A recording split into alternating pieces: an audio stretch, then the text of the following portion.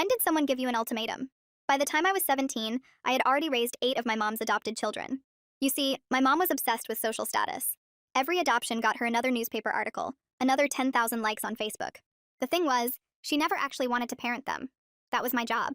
It all started when I was 9 and she brought home the first baby, a premature infant from Guatemala who needed round-the-clock care. "You're so mature for your age," she'd said, handing me the feeding schedule at 3 a.m. "This will teach you responsibility." Well, I was making the kids packed lunches when she called a family meeting and slid photos across the table. 3 babies from Ukraine, all under 2, one with cerebral palsy. "Mom, I can't do this anymore," I said, voice shaking. "I need to finish school. I've already missed 47 days this year." She tilted her head. "Are you saying you won't help these innocent children?" "I'm saying I'm 17 and exhausted." That night, after everyone was asleep, she came to my room. "Fine, don't help." She showed me their medical files. "But either you care for them," she said quietly, "or they suffer. Your choice." My head spun while I processed what she was saying. She knew I couldn't watch babies suffer, that I would always choose them over me. The next morning I tested the waters. Instead of staying home with Vance, who had the flu, I went to first period. Just one class. When I got home, I found my 4-year-old brother Danny on the kitchen floor, shaking. He's diabetic and his blood sugar was 32. Mom was on the couch, scrolling through her phone. "Oh no," she said, not looking up. "I completely forgot his insulin schedule. Guess that's just what happens when you choose to be selfish." That afternoon, I tried telling my school counselor. I didn't even finish the sentence before my phone buzzed. Mom's text. "Gigi's inhaler seems to be missing. Help me look when you get home." I ran home and found Mom holding the inhaler, examining it like she'd never seen one before. "Found it," she said cheerfully. "Accidents happen when you're not here to prevent them, don't they?" But the worst part was what I walked in on that evening. Mom had all the kids who could talk sitting in a circle. "Remember," she was saying in her sweet voice, "if anyone ever asks, I'm the best mommy ever. Because if you say anything else, they'll take you away and you'll never see each other again." 6-year-old Gigi was crying. "But you're mean to Talia." "My name." Mom's face went cold. "Talia wants to abandon you. I'm the only one keeping this family together. Now what do we say if someone asks?" The children chorused in tiny, terrified voices. "You're the best mommy ever." She made them practice it 5 more times before bed. I stopped fighting after that. If she wanted me to give it my all, I would do exactly that. I dropped out of school. Not officially, just stopped going. And when I did show up, I brought the toddlers. "These are mine," I told my chemistry teacher when she asked why I was bringing children to learn about the periodic table. I sold her jewelry to buy formula and kept every receipt. I used her credit card at the pharmacy. Let them flag it for fraud when a teenager bought $400 of prescription medications. 2 weeks later, she announced she was adopting premature twins with serious heart defects. "They need surgery within 6 months or they won't survive," she said at dinner, like she was discussing the weather. "The adoption agency needs proof of a full-time caregiver." She looked right at me. "I told them you'd deferred college." The next morning, she left for a 5-day charity retreat in the Bahamas. Just left a note on the counter with the twins' feeding schedule. One was on a heart monitor that beeped if his oxygen dropped below 90. It dropped every hour. Then Francicia, our 3-year-old, had a seizure in the bathtub while I was trying to cool the babies down. I called 911 with a baby under each arm, Francicia convulsing on the bathroom floor. The paramedics found me sobbing, covered in vomit with 14 kids. The twins' monitor shrieking. "Where are your parents?" they asked. I showed them Mom's text from the Bahamas. "Handle it. That's what you're for. Don't call again. I'm in a meditation session." The hospital social worker pulled me aside the next day. She had a file 3 inches thick. 47 ER visits in 2 years. All brought by me. Mom was never present. "She's getting an award tomorrow," I told the social worker. "Mother of the decade, televised." The social worker's face was grim. "We've been building this case for months. Your teacher, the paramedics, the pharmacy, even your neighbors. Everyone saw it but couldn't prove it until now." She paused, studying my face. "Did you know she's been collecting $11,000 a month in adoption subsidies?" I felt my knees buckle. 11,000. While I sold her jewelry for formula. That's when I realized. The system couldn't give me justice. And my mom forgot one crucial detail. When you take everything from someone, they've got nothing left to lose. And everything to gain. I walked to the hospital cafeteria after Althea left and bought the cheapest coffee they had. The twins were still upstairs in the NICU with tubes and monitors everywhere. I sat there for an hour watching steam rise from the cup and made my choice. I was done protecting Mom and done letting her use these kids as props. I found Althea's card in my pocket and called her from the lobby. She picked up on the first ring like she'd been waiting. I told her I'd help with everything, give them whatever they needed. She let out this long breath and said she'd been hoping for months I'd be ready. We set up a meeting for the next morning at 9 a.m. That night I couldn't sleep, so I pulled out the old shoebox from under my bed where I'd been keeping things. Every receipt from when I sold Mom's jewelry for formula was there. Every text she sent from vacation while kids were sick. Every photo I took at the hospital alone with crying babies. My hands shook as I sorted them into piles by date. 3 years of proof that she'd abandoned us over and over. I made copies on the printer and put the originals in a plastic bag. The next morning I got the older kids breakfast and told them I had a doctor's appointment. I met Althea in the same hospital conference room, and she had someone new with her. Fletcher Kent from CPS shook my hand and started asking about each kid's medical needs. He had a notebook and wrote down everything about Danny's diabetes and Gigi's asthma and the twins' heart problems. He wanted to know exact medication schedules and which hospitals we'd been to. Fletcher explained that even with the twins in critical condition, they needed more to move fast. Mom's public image was too strong and she had too many supporters. The system moved slow unless they had something nobody could argue with. I pulled out my phone and started showing them everything. Photos of me alone at every appointment with timestamps showing Mom was posting from beaches. Screenshots of her texts telling me to handle emergencies while she was at parties. Videos I'd taken of the younger kids crying and begging for food while she was gone. Fletcher's face got darker with each thing he looked at. He asked if he could make copies and I handed him the phone. After the meeting, I walked to Minnie's house next door. She'd lived there 20 years and seen everything. I asked if she'd be willing to be an emergency contact for the kids. She didn't even hesitate before saying yes. She told me she'd been watching ambulances pull up to our house for years and wondering when someone would do something. 2 days later, Mom came home early from the Bahamas with shopping bags from the duty-free store. She had that fake sweet voice she used after she'd been gone too long. She kept touching my shoulder and playing with my hair and promising we'd go somewhere nice after her award ceremony next week. I could tell she knew something was different by how I looked at her. She started talking about how tired she was and how much she needed my help. That evening after dinner, she gathered the younger kids in the living room. I stood in the kitchen doorway with my phone recording behind my back. She made them sit in a circle and practice what to say if anyone asked about our family. They had to repeat that Mommy takes such good care of them over and over. Gigi started crying because she didn't want to lie. Mom's voice got cold and she said Gigi might have to go live somewhere else if she couldn't remember her lines. The other kids got scared and started saying it louder. She made them practice for 30 minutes until they all said it perfectly with big smiles. The next day, I went to the school for the first time in 2 weeks. I found Dean McCormick in his chemistry classroom during lunch. I asked if he'd write down everything about the times I brought toddlers to his class. He said he'd already been keeping notes because he was worried about me. He showed me a folder with dates of every absence and photos he'd taken of me doing homework with babies on my lap. He said he'd write whatever statement I needed and had been waiting for someone to ask. My whole body felt lighter walking out of his classroom. People were finally seeing what had been happening. The evidence was everywhere and I wasn't crazy or alone. Mom had been so careful about her image, but she forgot that other people had eyes. They saw me at the pharmacy buying hundreds of dollars of medicine. They saw me at the food bank with a wagon full of kids. They saw the ambulances and the police and me carrying sick babies to the ER at 3 in the morning. Fletcher called that afternoon to say they were building the case, but it would take time. The wheels were turning, but the system moved like it was stuck in mud. Meanwhile, the twins needed surgery soon, and Mom was planning her big award ceremony like nothing was wrong. I knew this was just the beginning of a long fight, but at least I wasn't fighting alone anymore. The next morning, I walked straight to the counselor's office at the school before first period. Charity Neely looked up from her computer when I knocked on her doorframe. She waved me in and closed the door behind me. I sat in the chair across from her desk while she pulled out a thick folder with my name on it. She opened it and spread papers across her desk. Each page had dates and times written in her neat handwriting. She showed me attendance records going back 3 years. Red marks covered almost half the days. She had notes about every time I fell asleep in class, every test I missed, every assignment turned in late with baby's handprints on the edges. She'd been tracking everything since freshman year. She pointed to a column where she'd written the reasons I gave for each absence. Medical emergency, hospital visit, sick sibling, doctor appointment. The pattern was obvious when you saw it all together. She told me she'd been worried about me for years but couldn't prove anything until now. She said she'd already written a statement for CPS and would testify if needed. I took pictures of every page with my phone. That afternoon, I drove to the fire station on Maple Street. Roy Farmer was washing one of the ambulances when I pulled up. He recognized me right away and put down the hose. We'd seen each other so many times at my house that we didn't need introductions. He called his partner over, and they both sat with me on the bumper of the truck. Roy pulled out his phone and showed me pictures he'd taken at our house. Mom's car in the driveway while I loaded kids into ambulances. Timestamps showing 2 a.m., 4 a.m., midnight. He said they'd been filing reports for 2 years about her never being present during emergencies. His partner showed me their call log. Our address appeared 47 times. Roy said they'd both provide official statements and testify about what they'd seen. They gave me copies of their reports before I left. The next day, I met Cornelius Bush at the legal aid office downtown. The waiting room smelled like old coffee and copy paper. He was younger than I expected with a messy desk covered in case files. He explained that using Mom's credit cards could get me charged with fraud. The total was over $4,000 just at pharmacies. He showed me the penalty guidelines. I could face jail time if Mom pressed charges. But he said if I cooperated fully with CPS, they'd probably focus on the bigger issue. Child endangerment was more serious than credit card fraud. He helped me write down every purchase I'd made. Formula, medicine, diapers, nebulizer supplies, glucose tablets. I had receipts for most of it in a shoebox at home. He said to get them all organized and make copies. He'd argue that I had no choice but to use the cards for medical necessities. That evening, I looked up Fiona Bailey's number from one of Mom's newspaper clippings. My hands shook as I dialed. She answered on the third ring.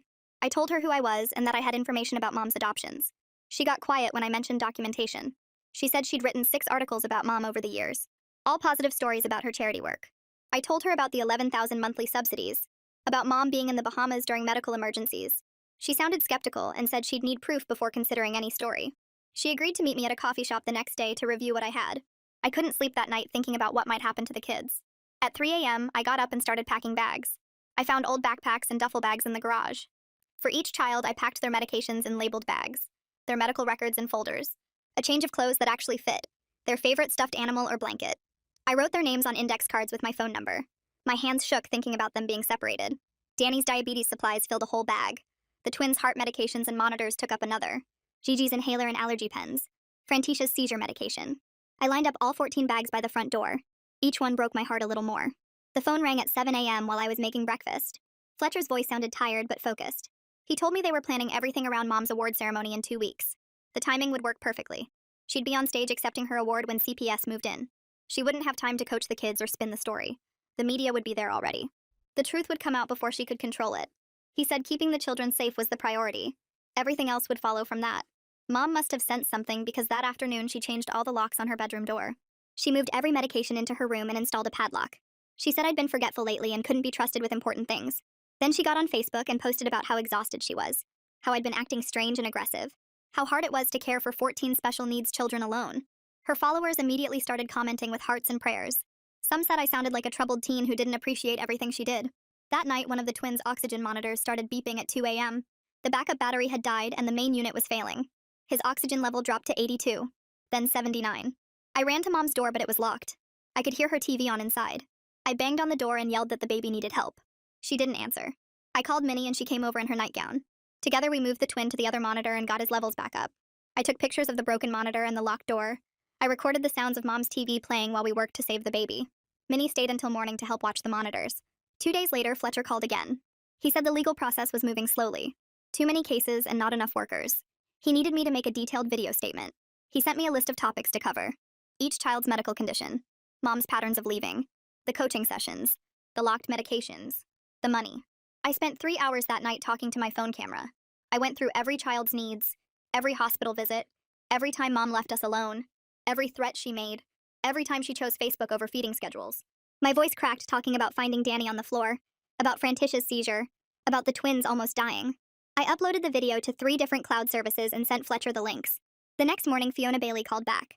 She'd reviewed the evidence I'd sent but wanted more. She needed timestamps that could be verified. Third-party confirmation. Official documents.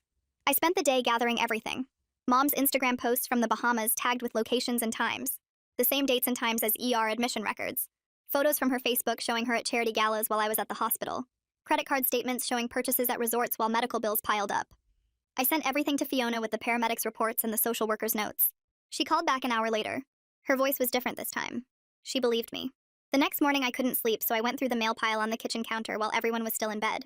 Between the medical bills and donation thank you cards, I found a thick envelope from the state adoption agency. My hands shook as I opened it and saw the subsidy payment statements going back 3 years. $11,000 every single month deposited directly into Mom's account. I took photos of every page with my phone, my stomach churning as I did the math. She'd gotten over $400,000 while I sold her jewelry at pawn shops to buy formula and begged pharmacists to let me pay in installments. I heard her bedroom door open and quickly stuffed the papers back in the envelope. That afternoon, while I was giving the twins their breathing treatments, Mom posted on Facebook about how worried she was about me. She wrote that I'd been acting troubled lately and seemed jealous of the attention she gave the younger children. Within an hour, her followers were attacking me in the comments, calling me selfish and ungrateful and saying I didn't deserve such a loving mother. My phone buzzed with notifications until I had to make all my accounts private. I packed a bag that night with backup medications and inhalers and walked it over to Minnie's house after Mom went to bed. She helped me hide everything in her hall closet without asking questions. Having those emergency supplies there made me feel like I had at least a tiny bit of control over this chaos. 2 days later, Mom called a family meeting and announced she was thinking about placing the twins in medical foster care where they could get better specialized attention. The other kids started crying immediately, and Vance grabbed my leg so hard it hurt. I told them I wouldn't let anyone split them up, even though I had no idea how I'd stop it. Mom smiled at me over their heads like she'd won something. Cornelius Bush from Legal Aid called me the next morning and said we needed to talk about the credit card charges. He warned me I could face serious charges for fraud, but said if I was completely transparent about everything it would help. We spent 3 hours creating a spreadsheet showing every single purchase with receipts proving it all went to the children's medical needs. He said the restitution plan would show the court I wasn't trying to steal anything. I went to the CPS office that afternoon and spent 4 hours writing out a formal sworn statement. I included every date and time I could remember, names of all the witnesses who'd seen things and details about each child's medical conditions. Fletcher read through it as I wrote and said it was the most detailed report he'd ever seen. He said it would definitely help expedite the case through the system. 3 days later, Mom staged another charity photo op in our front yard with a photographer from the local paper. I stood in the doorway with my phone recording as she posed with the kids for 20 minutes. The second the photographer left, she pulled out her phone and started scrolling while Danny sat on the grass next to her. I kept filming as his hands started shaking and he told her he felt funny. She didn't even look up until the photographer came back for his lens cap and pointed out that Danny looked sick. When I reviewed the footage that night, it looked bad, but any decent lawyer could explain it away. She'd just say she was tired from caring for so many kids, or that she was checking their medical schedules on her phone. I needed something absolutely undeniable that couldn't be twisted or explained. Then I remembered we had a shared family account for tracking our phones in case someone got lost. I logged in and pulled up Mom's location history for the past year. My heart raced as I matched the timestamps to my calendar. She was in the Bahamas during 5 different ER visits, at a spa during Danny's diabetic crisis, at parties and restaurants during 8 other medical emergencies. Every timestamp matched perfectly with the hospital admission records I'd been keeping. I screenshot everything and sent it to Fletcher and Fiona immediately. The next morning, Minnie came over with a folder and said she wanted to help. Inside was a notarized statement she'd written about everything she'd witnessed over the past 2 years. She described hearing the children being coached through our shared wall and seeing ambulances at our house at least twice a week. She'd documented finding Vance wandering alone in her backyard while Mom's car was clearly in our driveway. She even had dates and times for everything. I hugged her and cried for the first time in weeks. The next day, Dean called me to his classroom after school and handed me a thick manila folder. Inside were copies of every absence slip, every tardy notice, and photos he'd taken with his phone of me sleeping at my desk with Gigi on my lap. Charity was already there with her own stack of papers, showing the 47 days I'd missed just this year, plus all the times I'd brought toddlers to the school. They'd been working together for weeks, creating a timeline that matched perfectly with the hospital records I'd given Fletcher. Dean showed me pictures on his phone from 3 months ago when I'd brought Danny to chemistry class because his blood sugar was unstable. The timestamp on one photo showed me checking his levels while other students were doing a lab experiment. Charity had written notes in the margins of attendance records about finding me in the bathroom trying to calm Vance down during his asthma attack. She'd documented everything, even the time she found me changing one of the twins' diapers in the counseling office because I couldn't leave them alone at home. They made copies of everything and said they'd send it directly to Fletcher and the judge handling the case. My phone rang while I was walking home and it was Althea, sounding frustrated. The hospital's lawyers were reviewing her statement, but they wanted to remove certain details about specific medical incidents because of privacy laws. She said this could push back the emergency hearing by at least a week, maybe more. The legal department was worried about liability if they released too much information without proper court orders. I could hear papers shuffling in the background as she explained that even though I was the one who brought the kids in, Mom was still their legal guardian on paper. They needed special permission to release full medical records, and that meant more paperwork, more waiting, more time for the kids to suffer. When I got home, Mom was sitting at the kitchen table with all the receipts I'd hidden spread out in front of her. She didn't yell or scream, just looked at me with this cold expression and reminded me the award ceremony was in 4 days. Her voice stayed quiet and calm as she explained exactly what would happen if I embarrassed her in any way. She'd already talked to lawyers about getting a restraining order against me for theft and fraud. She had the credit card statements showing thousands in charges I'd made. She said the judge would believe a mother trying to protect her children from a troubled teenager who stole from her own family. If I ruined her moment, she'd make sure I never saw any of the kids again, not even supervised visits. She'd tell them I abandoned them, that I never really loved them, that I was just using them for attention. The next morning I went to the electronics store and bought a cheap prepaid phone with cash I'd been saving from returning bottles and cans. I spent hours uploading every photo, every video, every screenshot to 3 different cloud accounts. I created new email addresses and shared the passwords with Althea and Fletcher, writing them down on paper too in case something happened to the digital copies. If Mom took my regular phone or tried to delete anything, copies would exist in places she couldn't reach. I even mailed a USB drive to Cornelius's office with everything backed up, just to be safe. 2 days later, CPS called to schedule a home visit for the next afternoon. Mom went into overdrive, turning our chaotic house into something from a magazine. She scrubbed every surface, organized all the medical supplies into labeled bins, and hung up drawings the kids had made. She spent 3 hours coaching them on what to say, making them practice their answers over and over. I watched her threaten to take away Gigi's favorite stuffed animal if she didn't smile enough. She told Danny that if he mentioned being hungry or sick, she'd blame it on me and I'd go to jail. While she was drilling the kids in the living room, I snuck into my room and grabbed the baby monitor we used for the twins. I hid the parent unit behind some books on the shelf, positioning it to catch audio from where the social worker would probably sit. The next day when the caseworker arrived, the house looked perfect, and the kids performed exactly as trained. They smiled and said Mom was wonderful, that she took such good care of them. The caseworker, a tired-looking woman with a clipboard, asked them specific questions about their medical care. Danny recited his lines about Mom always remembering his insulin, even though his hands were shaking slightly from low blood sugar right then. The baby monitor picked up some of the audio but missed important visual cues like Mom pinching Vance behind his back when he started to say something off script. The caseworker seemed suspicious, writing lots of notes and asking follow-up questions Mom hadn't prepared them for. But without seeing the coaching or threats, she didn't have enough to remove the kids immediately. After she left, Mom celebrated by ordering pizza and letting the kids watch a movie. 2 hours later, Danny collapsed in the hallway. His blood sugar had dropped to 28 and he was barely conscious. I grabbed the glucose tablets from my emergency stash and got 3 into his mouth while checking his levels again. I took photos of the meter showing the dangerous readings, then gave him juice and crackers while documenting everything in the medical log I'd been keeping. Mom was in her room on the phone, telling someone about how well the home visit went. I handled the whole crisis alone, the way I'd handled hundreds before, my body moving automatically through the steps I'd memorized years ago. The next morning, Cornelius called to say he'd filed for an emergency protective order on my behalf. He argued that Mom's threats about keeping me from the kids constituted witness intimidation since I was cooperating with an active investigation. The judge agreed and granted a temporary order that specifically said Mom couldn't prevent me from accessing the children or their medical care. It was supposed to protect me and ensure the kids got the help they needed. That night at 2 a.m., I woke up to my phone buzzing with texts from Mom saying she was sorry, but the door was locked and she couldn't find her keys. I ran downstairs to find myself locked out, all the kids inside and Mom's face in the window with a small smile. She mouthed the word oops and walked away. I called the police and showed them the protective order on my phone. 2 officers showed up 20 minutes later, but Mom answered the door in her pajamas, acting confused and concerned. She said it was all a misunderstanding, that the lock was broken and she'd been trying to fix it. The officers did a quick welfare check on the kids, who were all asleep, and told me this was a civil matter, a family dispute they couldn't get involved in. They left me standing on the porch at 2:45 a.m. with no way to get inside. I sat on the porch steps and called Fletcher over and over, leaving voicemails about hearing the twins' oxygen monitors going off inside. I could hear the beeping through the window, that familiar sound that meant their levels were dropping. Fletcher finally answered at 5 a.m., sounding exhausted but concerned. He promised to expedite everything he could but said no judge would review emergency orders until regular business hours. He told me to document everything, to record what I could hear, to take pictures of myself locked out. So I sat there on the cold porch, recording the sounds of medical alarms inside my own home, while the kids I'd raised were in danger, and I couldn't do anything to help them. The sun came up around 6, and Mom finally opened the door, acting surprised to see me there. She said the lock must have fixed itself, and went back inside while I rushed to check on the twins whose oxygen levels were dangerously low. I got them stabilized and fed all the kids breakfast while Mom stayed in her room posting on social media about how hard it was being a single mother.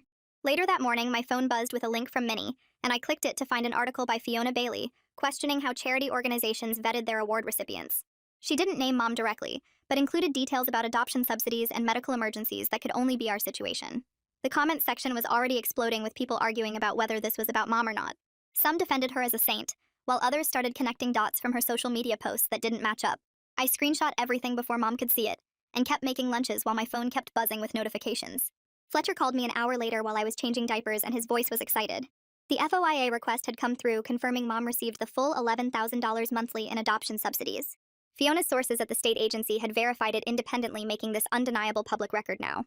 I nearly dropped the phone when he told me the total amount she'd collected over 8 years was almost $1 million. He said Jeremy Wolf, the CPS supervisor, had reviewed everything and was authorizing an emergency removal plan that just needed a judge's signature. They'd never seen such comprehensive documentation, and the children were clearly in immediate danger based on the medical records alone. I hung up and saw Mom watching me from the doorway with that cold smile. That afternoon, she gathered all the kids in the living room and announced she'd be live streaming from the award ceremony with everyone present. She called it a celebration of family and said we'd show the world what real love looked like. The younger kids clapped because she'd promised them ice cream, but I saw how she was positioning herself as a victim of jealous attacks online. Her followers were already rallying with hashtags defending her and attacking anyone who questioned her story.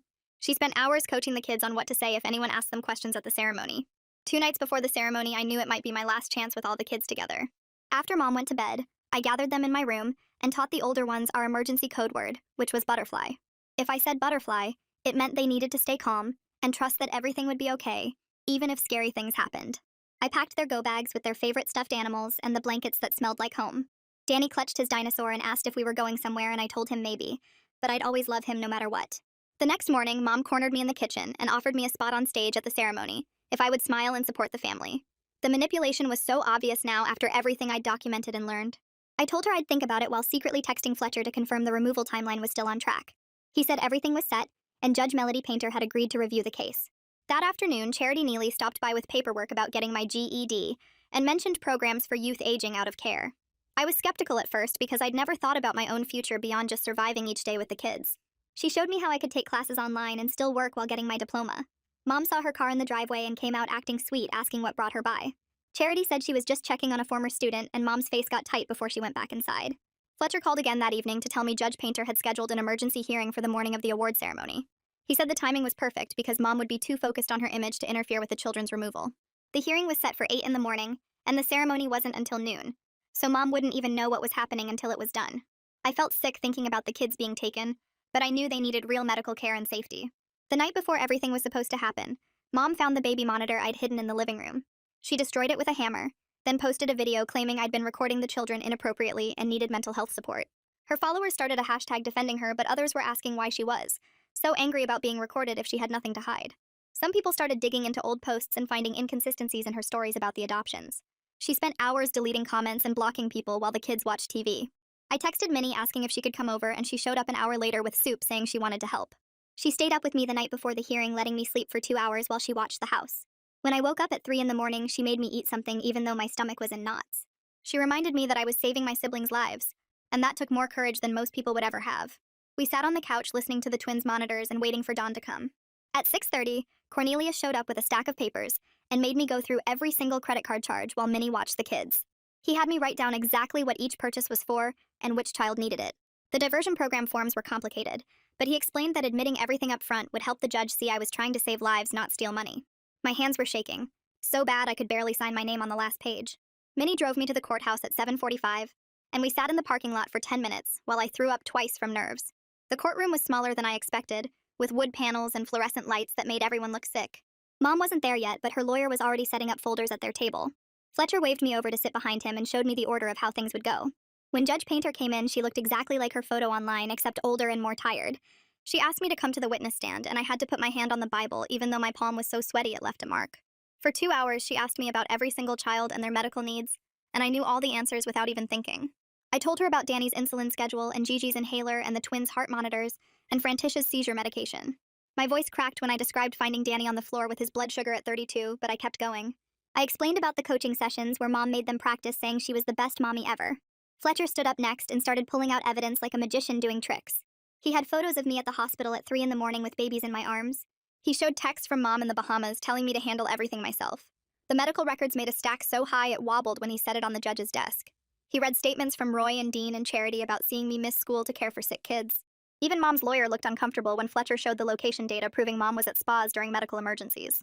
Judge Painter's face got harder with each piece of evidence until she looked ready to explode. She didn't even wait for closing arguments before announcing her decision. Every single child would be placed on 72-hour medical hold starting immediately.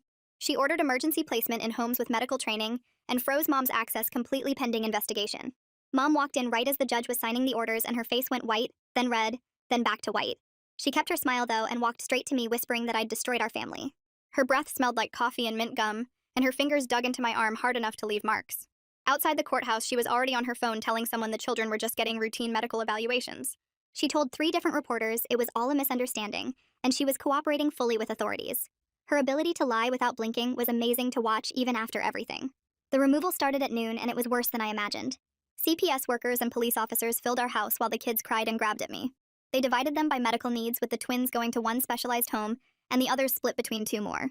Danny wouldn't let go of my leg until a worker gently pulled him away and promised he could keep his dinosaur. I rode in a separate van, watching through the back window as my siblings were driven away in different directions. At the award ceremony 3 hours later, Mom showed up in a designer dress acting like nothing happened. Fiona caught her on the red carpet asking about reports of children being removed from her home. Mom laughed and said it was just routine medical checkups that got blown out of proportion by people jealous of her success. But when Fiona asked follow-up questions, Mom's answers started contradicting each other. Other reporters smelled blood in the water and started pressing harder about the removal orders. Mom kept smiling, but you could see cracks forming in her perfect image. That night, a counselor met me at a youth transitional program with intake forms to fill out. The room had 2 beds and a dresser and smelled like industrial cleaner and old carpet. I sat on the thin mattress filling out paperwork about my medical history and emergency contacts while feeling completely numb. The counselor asked if I needed anything, and I couldn't even think of an answer. She left a folder with program rules and meal times and told me someone would check on me in the morning. I lay on the bed staring at the ceiling, knowing the kids were scared and separated, but finally getting real medical care. The next day, Cornelius called to say he'd worked out a diversion deal where I'd do community service and pay restitution instead of facing charges. The relief hit me so hard, I had to sit down on the floor of my tiny room. He said the judge understood I was trying to save lives, and the prosecution agreed not to pursue criminal charges if I completed the program. Over the next week, the hospital exams happened, and the results were exactly what we expected. Every single child showed signs of medical neglect, from missed medications to untreated conditions. The twins were scheduled for emergency heart surgery within days of removal. The documentation was so clear that even Mom's expensive lawyer couldn't explain it away. Mom's response was to go nuclear on social media the very next morning. Fletcher texted me screenshots of her posts claiming government overreach and begging her followers to protest outside the CPS building. Within hours, there were dozens of people with signs calling CPS kidnappers and demanding the children be returned. Mom posted videos crying about how her babies were stolen from their loving home. She threatened to sue everyone involved and started a GoFundMe for legal fees that raised $8,000 in the first day. Fletcher called to tell me not to worry because the kids were in secure locations and Mom didn't know where. He said the protests were annoying, but wouldn't change anything since the medical evidence was so strong. I deleted all my social media accounts and focused on getting through each day at the youth program. 2 weeks later, Fletcher picked me up for my first supervised visit at a public park downtown. My hands shook the whole drive there. The moment the van pulled up and the kids saw me through the window, they started screaming my name. Danny broke free from the social worker and ran straight into my arms. Gigi and the others piled on top of us in a giant hug that knocked me onto the grass. I'd brought a backpack full of their favorite snacks, plus the medical charts I'd kept for years showing every medication schedule and doctor visit. The social worker let me give each kid their special treat while we sat on a picnic blanket. Danny's blood sugar was perfect and his cheeks had color for the first time in months. The twins looked bigger already and their breathing sounded clear. We played tag and pushed them on swings, and for 1 hour everything felt almost normal. When it was time to leave, Gigi grabbed my leg and wouldn't let go until I promised I'd see them again soon. Fletcher explained in the car afterward that CPS had found 2 specialized foster homes with medical training. The twins were placed together with a retired pediatric nurse who had experience with heart conditions. The other kids went to a couple who'd fostered medically complex children for 15 years. No relatives could take them since Mom was an only child and had cut off her parents years ago. The foster family seemed to really care based on the reports Fletcher showed me. They'd already scheduled all the missed doctor appointments and gotten the kids into therapy. A month later, I sat in a courtroom for the preliminary hearing wearing the only nice outfit the youth program had. Judge Painter reviewed the evidence for over an hour, while Mom sat at the defendant's table in a designer suit. The judge ordered Mom to undergo psychological evaluation and complete parenting classes before any reunification could be considered. She froze the adoption subsidies pending full review of how the money was spent. Mom would get supervised visits every other week for 2 hours at the CPS office. Mom's lawyer argued for immediate return, but Judge Painter cut him off and said the medical neglect was too severe to ignore. I started GED classes the next week in a small classroom with 5 other kids from the youth program. The teacher was patient when I struggled to focus after months of no school. I also picked up shifts in the hospital cafeteria where this whole thing started. The work was hard and the pay was terrible, but it was honest money that I earned myself. I saved every dollar I could in an envelope under my mattress. Seeing the NICU through the cafeteria windows made me think of the twins, but at least now they were getting real care. Fiona published another article focusing on the kids' medical needs and the foster family's expenses. She interviewed the foster parents who talked about the specialized equipment and medications required. Within days, donations started pouring in for medical supplies and therapy costs. People sent toys and clothes and gift cards for the foster families. Part of me felt weird about strangers caring so much, but mostly I was grateful the kids were getting what they needed. 3 months after that first night in the hospital, I moved into a transitional apartment with help from a housing program. It was just a studio with a tiny kitchen, but it was mine. I started therapy twice a week with a counselor who specialized in family trauma.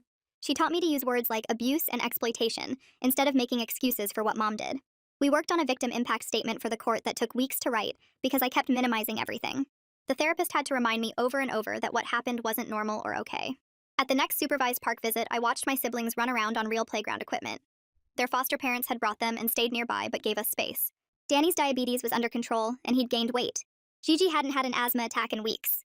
The twins were scheduled for surgery next month and the doctors were optimistic. Even the little ones who couldn't talk much seemed calmer and less scared. I pushed them on swings and helped them climb the jungle gym and promised quietly that I'd keep showing up no matter what. For the first time in 8 years, I actually believed things might work out. And that's it, folks. Another shining example of me talking too much. Subscribe if you're brave enough for more of it.